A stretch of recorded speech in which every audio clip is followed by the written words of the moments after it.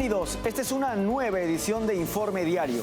Soy Renato Olivera y antes de comenzar con la información, vamos rápidamente con nuestros titulares.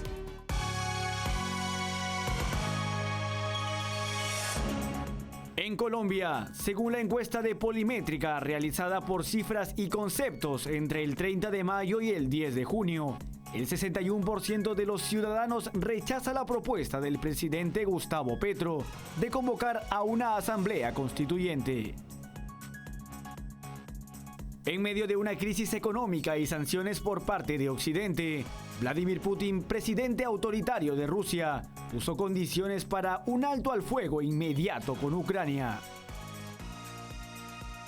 En un acto para ganar apoyo electoral, el presidente estadounidense Joe Biden ordenó una indulgencia especial para los prestatarios de deuda estudiantil. El grupo terrorista Hezbollah lanzó una serie de ataques con cohetes y drones contra el norte de Israel.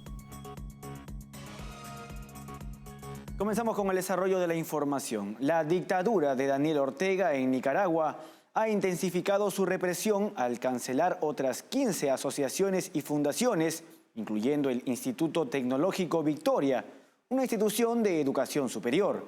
Según un decreto oficial, estas organizaciones fueron disueltas por presuntas irregularidades financieras y falta de transparencia.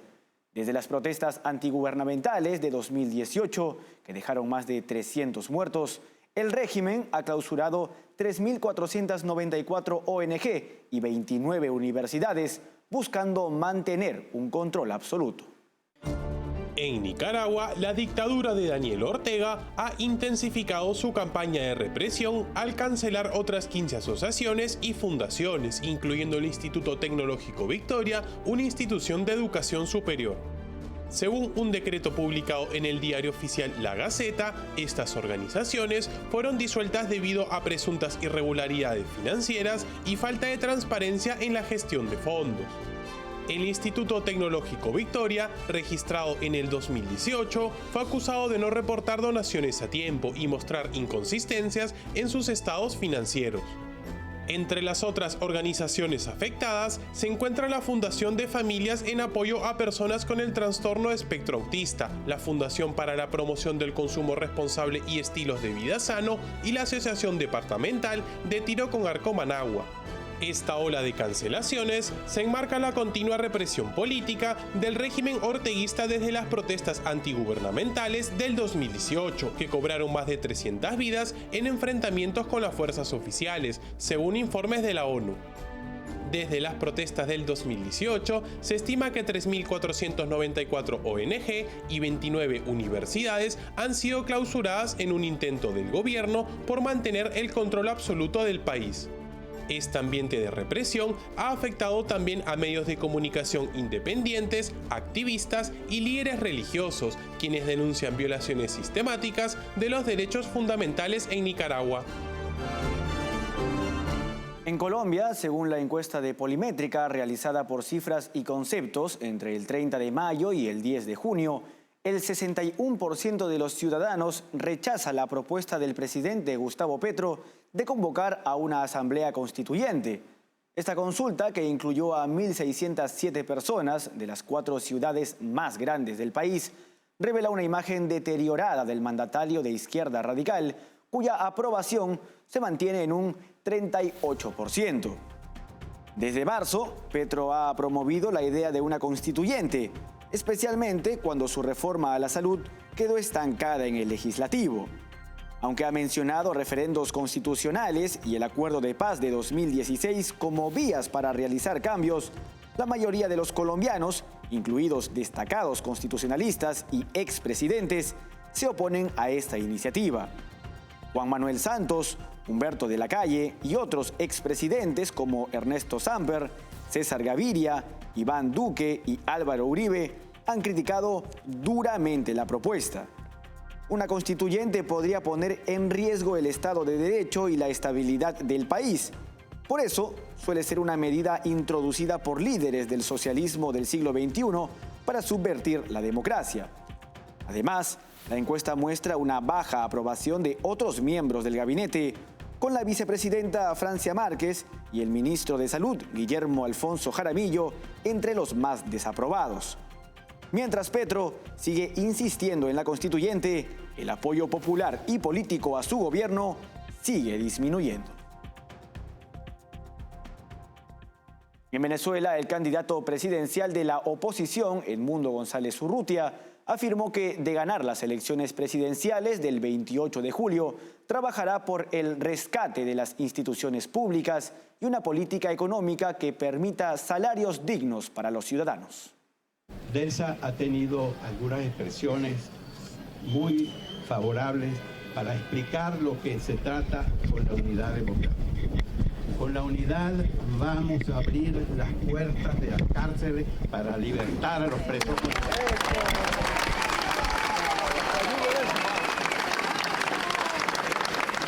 Con la unidad vamos a llevar a una nueva generación al poder en Venezuela que va a comprometerse con rescatar las instituciones del país, rescatar las instituciones para la reinstitucionalización de Venezuela, para que los salarios dignos se conviertan en una verdadera salida para los ciudadanos. Una política de precios, de economía, para lograr que los salarios dignos alcancen a todos. En Venezuela, el director del Centro de Estudios Políticos y de Gobierno de la Universidad Católica, Andrés Bello, hablamos de Benigno Alarcón, destacó que los ciudadanos venezolanos están votando por María Corina Machado a través de Edmundo González para las elecciones presidenciales del 28 de julio. Y la polarización electoral está entre Maduro y Edmundo González, o si lo quieren ver de otra manera, entre Maduro y María Corina Machado. Porque Edmundo González en este caso actúa como representante de María Corina Machado. La gente no ve a Edmundo como el líder del proceso, ve a Edmundo González como quien representa, quien lidera el proceso. Están votando por María Corina Machado a través de Edmundo González. Eso es importante. Entonces, por eso esa identidad líder-candidato es muy importante. Eso hay que cuidarlo, eso si se pierde todo.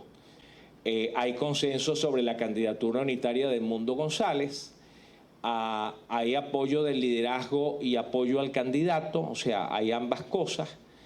Hay rechazo e indiferencia hacia las oposiciones cooptadas y moderadas. La jugada de Maduro de tratar de fragmentar, bueno, de Maduro, del oficialismo, de tratar de fragmentar a las oposiciones no funcionó.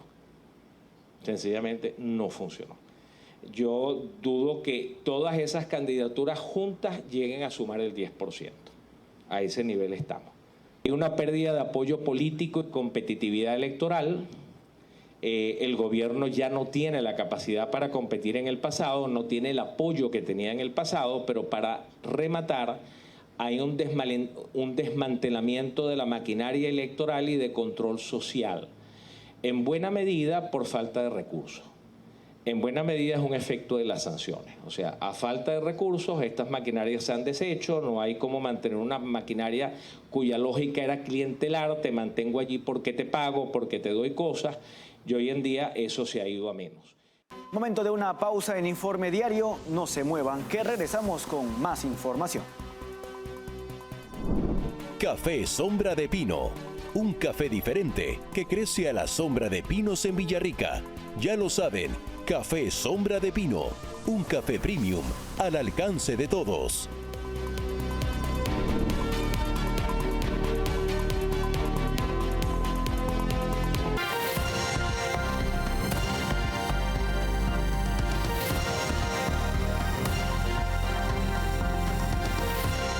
Continuamos con la información. Irán ha decidido expandir sus capacidades nucleares, según el Organismo Internacional de Energía Atómica. A pesar de los intentos diplomáticos, Irán ha escalado su programa nuclear, violando el acuerdo del año 2015 que proporcionaba alivio de sanciones a cambio de limitar su programa atómico. Este desarrollo preocupa globalmente, ya que Irán apoya a regímenes autoritarios en América Latina, aumentando las tensiones internacionales. En un movimiento que subraya su continua amenaza al orden mundial, Irán ha decidido expandir sus capacidades nucleares, según informó el Organismo Internacional de Energía Atómica, conocido como IEA. Este anuncio llega una semana después de que la Junta de Gobernadores de la OIEA aprobara una resolución criticando la falta de cooperación de Teherán con los inspectores del organismo. Irán, conocido por su financiación del terrorismo internacional y sus violaciones flagrantes de los derechos humanos, ahora está instalando más centrifugadoras en sus instalaciones de enriquecimiento en Natanz y Fordo. Estas acciones apuntan a un aumento de su capacidad para producir uranio enriquecido, un componente esencial para la fabricación de armas nucleares. El Departamento de Estado de Estados Unidos ha respondido afirmando que junto con sus aliados está dispuesto a aumentar la presión contra Irán. La expansión del programa nuclear iraní es vista como una provocación que no puede ser ignorada. El reciente desarrollo se da en el contexto de la resistencia de Irán a las demandas de cooperación de la comunidad internacional. Países como Gran Bretaña, Francia y Alemania han exigido que Irán colabore más con el OIEA, una medida respaldada por una resolución que fue rechazada por China y Rusia, aliados internacionales de Teherán. A pesar de los intentos diplomáticos para limitar sus actividades nucleares, Irán ha escalado su programa, enriqueciendo uranio a niveles muy cercanos a los necesarios para fabricar armas nucleares. Este país, el único estado no nuclear en hacerlo, sigue acumulando grandes reservas de uranio, lo que incrementa la preocupación de que pueda desarrollar armas nucleares en cualquier momento. La República Islámica ha violado repetidamente los compromisos del acuerdo nuclear del 2015, que proporcionaba alivio de sanciones a cambio de limitar su programa atómico. Este hecho no es solo relevante para Medio Oriente, puesto que Irán tiene estrechas relaciones con dictaduras latinoamericanas, lo que representa un riesgo significativo para la seguridad global. Al apoyar regímenes autoritarios en América Latina, como Cuba, Nicaragua, Venezuela y Bolivia, Teherán no solo exporta su ideología extremista, sino que también fortalece alianzas peligrosas que pueden tener repercusiones globales. En un reciente operativo, agentes federales arrestaron a 8 ciudadanos de Tayikistán vinculados con el grupo terrorista Estado Islámico, lo que ha encendido las alarmas entre los funcionarios de seguridad nacional de Estados Unidos. Los individuos ingresaron al país por la frontera sur solicitando asilo y tras ser vetados inicialmente, fueron conectados al grupo terrorista a través de inteligencia recabada sobre objetivos de ISIS en el extranjero. Aunque no hay evidencia concreta de que los detenidos fueran enviados con un propósito terrorista específico, algunos de ellos habían expresado retórica extremista en comunicaciones monitoreadas por inteligencia estadounidense. Este hallazgo provocó una operación urgente de vigilancia tanto física como electrónica, similar a las investigaciones de la era post-11 de septiembre. Los hombres ahora están bajo custodia federal por cargos de inmigración, a la espera de su deportación tras la investigación antiterrorista. La preocupación es mayor, dado que los arrestados provienen de Tayikistán, una región que ha sido una fuente constante de reclutamiento para ISIS-K, la afiliada del grupo en Afganistán. ISIS-K ha perpetrado ataques recientes en Europa, incluido uno en Moscú, que mató a más de 100 personas. Este incidente subraya las vulnerabilidades en la frontera sur de Estados Unidos, con una crisis que ha empeorado bajo el mandato del presidente Joe Biden y se suma a las preocupaciones de los electores. El presidente estadounidense Joe Biden ordenó una indulgencia especial para los prestatarios de deuda estudiantil, justo cuando su campaña electoral necesita un impulso. Esta medida se percibe como una táctica para ganar apoyo electoral tras la negativa de la Corte Suprema a perdonar la deuda estudiantil. Esta acción enfrenta desafíos legales de varios estados republicanos que argumentan que Biden ha excedido su autoridad sin la aprobación legislativa adecuada. En un intento flagrante de evadir la sentencia de la Corte Suprema que le impidió perdonar la deuda estudiantil, el presidente Joe Biden ha dirigido a los administradores de préstamos a colocar a millones de prestatarios en un tipo especial de indulgencia, justo cuando su campaña necesita un impulso. Esta medida, presentada como una ayuda a estudiantes deudores, se percibe como una táctica desesperada para ganar apoyo electoral. La administración Biden ha ordenado a los administradores de préstamos a que inscriban a los prestatarios en el plan SAFE, ahorro en una educación valiosa, suspendiendo los pagos de julio. Este plan, anunciado el año pasado, promete pagos mensuales más bajos y una vía acelerada hacia la condonación de préstamos. Sin embargo, el momento y la ejecución de esta iniciativa son altamente cuestionables, especialmente cuando las elecciones están a la vuelta de la esquina y tras una decisión de la Corte Suprema que ya le había negado la posibilidad de perdonar las deudas a Biden. Esta medida podría buscar la simpatía entre los votantes jóvenes y los prestatarios, aliviando sus deudas para buscar apoyo electoral. A pesar de que la administración asegura que la indulgencia administrativa ayudará a los prestatarios a recibir los beneficios completos del plan SAFE, esta táctica ha encontrado serios desafíos legales. Más de una docena de estados liderados por republicanos han demandado al gobierno, argumentando que Biden ha excedido su autoridad al implementar un plan de pago tan generoso sin la debida aprobación legislativa. Este suceso expone una peligrosa tendencia de la administración Biden a utilizar el sistema a su favor, desestimando los procesos judiciales a través de medidas alternativas. En lugar de enfrentar los problemas estructurales de la deuda estudiantil, Biden ha optado por una vía más fácil, que pone en riesgo la credibilidad del sistema judicial y la estabilidad económica del país. La situación en la frontera entre Israel y Líbano ha escalado a niveles alarmantes, con el grupo terrorista Hezbollah lanzando una serie de ataques con cohetes y drones contra el norte de Israel en respuesta a la reciente eliminación de uno de sus comandantes principales por parte de las fuerzas israelíes. Esta intensificación de los enfrentamientos ha elevado la tensión en la región. El jueves, Hezbollah disparó más de 40 cohetes hacia Israel, según el ejército israelí, aunque el grupo libanés afirmó que el número superaba los 100, apuntando a varias instalaciones militares israelíes. Los ataques han causado incendios y al menos 4 heridos en Israel, mientras que los contraataques israelíes han resultado en destrucción y víctimas en el Líbano. La situación se agravó después de que Israel eliminara a Taleb Abdullah, un alto comandante de Hezbollah, lo que llevó al grupo terrorista respaldado por Irán a prometer una escalada en sus ataques. La agresión de Hezbollah no solo representa una amenaza directa para Israel, sino que también desestabiliza toda la región, creando un entorno propicio para una guerra mayor. El conflicto ha atraído la atención internacional, con Estados Unidos, Francia y otros mediadores intentando promover un acuerdo diplomático que calme las tensiones. Sin embargo, la probabilidad de un acuerdo parece baja, especialmente bajo la intención desestabilizadora de grupos beligerantes respaldados por Irán. La intervención de Irán, a través de su apoyo a Hezbollah, ha generado la escalada de la violencia. Esta situación no solo pone en riesgo la paz en Medio Oriente, sino que también destaca el papel desestabilizador de Teherán en la región, alimentando conflictos y apoyando a grupos militantes que perpetúan el caos y la violencia.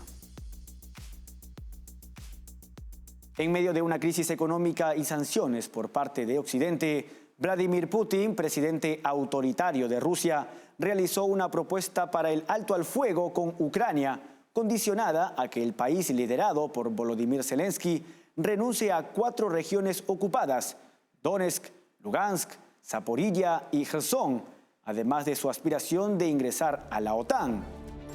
El régimen de Putin podría estar tratando de conseguir un acuerdo antes de agotarse, luego de casi 2 años desde el inicio de la invasión rusa en Ucrania, que ha tenido fuertes repercusiones para su país.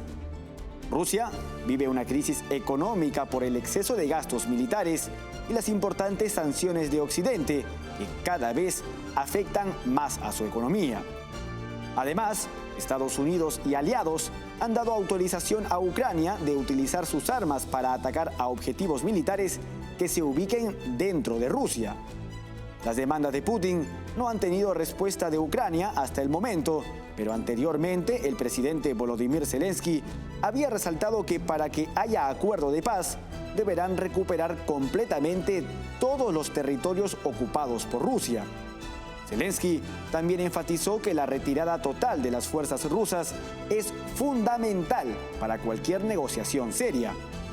Las condiciones del régimen ruso representan un intento de redefinir las fronteras europeas por la fuerza y coaccionar a un país soberano como Ucrania, que además perdería el 30% de su territorio y renunciaría a la alianza con Occidente, quedando desprotegido de cara a una posible nueva invasión rusa en el futuro. Momento de una nueva pausa en Informe Diario. No se muevan, que regresamos con los deportes. Café Sombra de Pino. Un café diferente que crece a la sombra de pinos en Villarrica. Ya lo saben, Café Sombra de Pino. Un café premium al alcance de todos.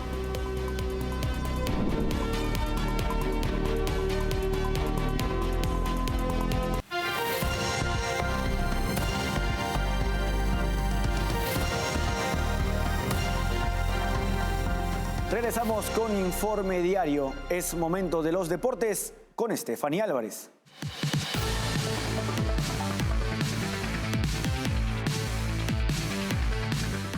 Muchas gracias, Renato. Nosotros comenzamos nuestro bloque deportivo con el tenis, porque en el torneo de Stuttgart, el dueto brasileño de Rafael Matos y Marcelo Melo derrotaron en cuartos de final a los alemanes Yannick Hassmann y Dominik Koepfer por 6-4 y 6-2.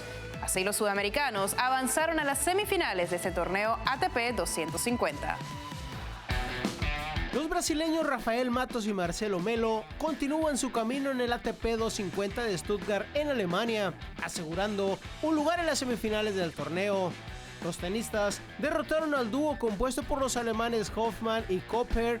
Matos y Melo aprovecharon los errores de sus oponentes y en 2 sets se llevaron el partido por un 6-4 y 6-2. Este es el tercer torneo que Matos y Melo juegan juntos tras haber competido en el ATP 250 de Ginebra y en el Roland Garros. La pareja brasileña continúa su campaña sobre césped con miras a prepararse para el Grand Slam de Wimbledon que comienza el 1 de julio en Londres. Marcelo Melo actualmente en el puesto 37 del ranking y Rafael Matos en el puesto 46 enfrentarán en la siguiente fase a los alemanes Konstantin Frasen y Henrik Evans en busca de la gran final. Pasamos al fútbol porque Diego Merino, entrenador español del equipo venezolano Carabobo FC, hizo historia al ganar el torneo Apertura por primera vez y clasificarse para la Copa Libertadores. Merino expresó su esperanza de que en el futuro sigan viniendo éxitos de este tipo para él, ya sea en Venezuela o en España. Vamos a escucharlo. Sí, no, al final el fútbol no descarta nada, ¿no? Yo creo que sí que es cierto, ¿no? Que como bien decía el alcalde, tener acceso a jugar una Copa Libertadores son competiciones de otra dimensión, ¿no? A nivel de currículum, de trayectoria y de experiencia, ¿no? Por lo tanto, evidentemente uno no se quiere bajar de ese barco, ¿no? Pero no sabe lo que le deparará al futuro. Por lo tanto, vamos a disfrutar el presente y bueno, Dios quiera que en el futuro sigan viniendo éxitos de este tipo. El joven centrocampista uruguayo Thiago Helguera se incorporará al Sporting de Braga tras el acuerdo alcanzado con el Nacional por un traspaso de más de 3.5 millones de dólares. El club portugués anunció este viernes que Helguera firmará un contrato de 5 temporadas por una cláusula de rescisión fijada en 50 millones de dólares. El fichaje de Helguera se formalizará una vez que el jugador pase las pruebas médicas, programadas para principios de la próxima semana. Según el comunicado del Braga, el centrocampista de 18 años es considerado uno de los jugadores con mayor potencial de Sudamérica. Nacido en Paysandú, en Uruguay, Thiago Helguera dio el salto al primer equipo del Nacional recientemente, tras haberse formado en el club de Montevideo. Además, Helguera es internacional en las categorías inferiores de Uruguay. En el centro del campo del Braga, compartirá equipo con su compatriota Rodrigo Salazar, una de las figuras destacadas del conjunto luso. Y con esto llegamos al final de nuestra información deportiva en Informe Diario. Café Sombra de Pino. Un café diferente que crece a la sombra de pinos en Villarrica. Ya lo saben, Café Sombra de Pino, un café premium al alcance de todos. Gracias, Stephanie, por toda la información deportiva. Antes de despedirnos y para obtener más información, escaneen el código QR que aparece en este momento en sus pantallas. No se olviden que estamos en www.grupotvl.com. Síguenos también en Twitch como TVLESP. Escúchanos a través de Spotify como TVL en español y suscríbanse a nuestro canal de YouTube, donde podrán encontrarnos como TVL en español. Hasta aquí llegamos con la presente edición en Informe Diario. Con su permiso.